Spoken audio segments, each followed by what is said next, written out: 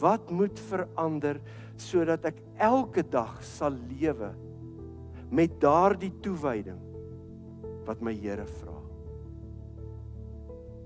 Want broeder en suster, besef dit. As dit nie is hoe my lewe en my geloof lyk nie, is die woorde van Jesus aan die einde van ons teksgedeelte ook van my waar. Dan is ek nie geskik vir die koninkryk van God.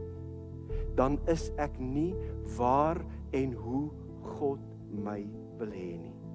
Dan moet ek eerlik gaan kyk na wat moet verander. As ek persoonlik eerlik moet wees, dan moet ek erken, ek wens dat Jesus nie hierdie woorde gesê het. Dit sou makliker gewees het. En hy sou gemakliker en eenvoudiger vir my gewees het. Want hy sou nader gewees het aan die verlosser wat ek graag sou wou hê. Maar nou het Jesus dit gesê. En nou het hy dit so gesê.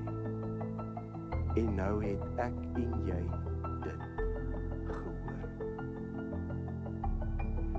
Wat gaan jy maak met hierdie harde woorde